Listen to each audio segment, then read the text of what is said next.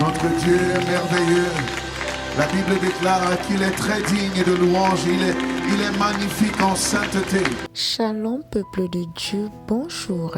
Bienvenue à notre méditation et prière matinale du mardi 7 novembre 2023 qui nous sort du livre de Actes chapitre 9 verset 16. Nous lisons au nom de Jésus. Je lui montrerai moi-même tout ce qu'il devra souffrir pour moi. Bien-aimés, la parole du jour est tellement vaste que nous allons aborder, n'est-ce pas, la première partie.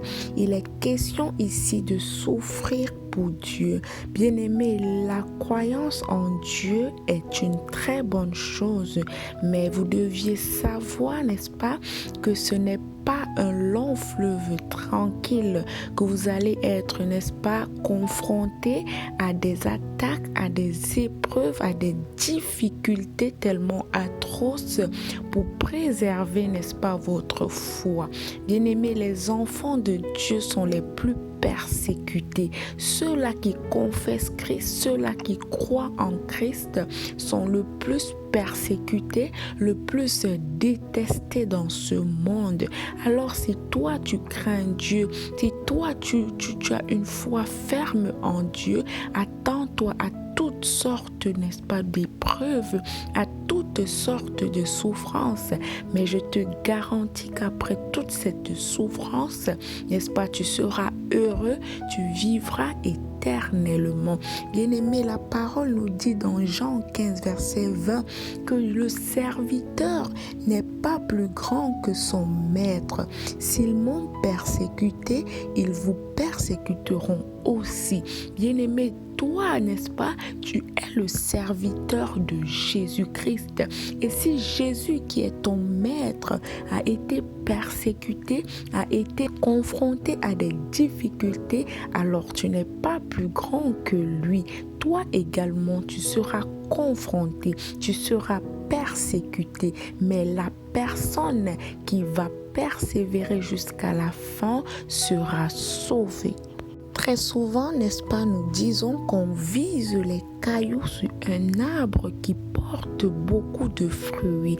Alors, bien-aimé, si tu es outragé pour Christ, tu dois être heureux parce que l'Esprit de gloire, l'Esprit de Dieu repose sur toi. Si tu n'as pas l'Esprit de Dieu, si tu n'es pas un véritable serviteur de Dieu, tu ne vas pas recevoir des coups, tu ne seras pas outragé. Mais si tu reçois, c'est parce que tu portes quelque chose de précieux en toi et c'est cette chose qui attire des ennemis. C'est parce que tu portes des fruits, c'est pourquoi on te vise les cailloux.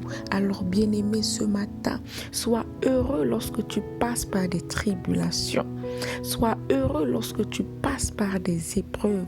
Alors cela signifie que effectivement, tu portes Christ en toi. Ce Christ qui a été humilié, qui a été persécuté, c'est lui que tu portes en toi et c'est la raison pour laquelle tu dois être prêt à subir ce que ton maître Christ a subi.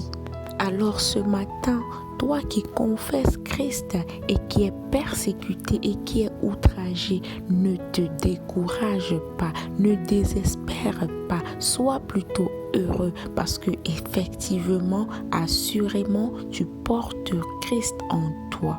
Demain, mercredi, nous allons aborder la deuxième partie et nous allons parler, n'est-ce pas, dans les détails, ce que les disciples de Jésus ont dû endurer pour Christ. Et cela va te fortifier davantage dans ta marche chrétienne et tu ne te plaindras plus jamais de tes difficultés. Tu rendras plutôt gloire et grâce à Dieu.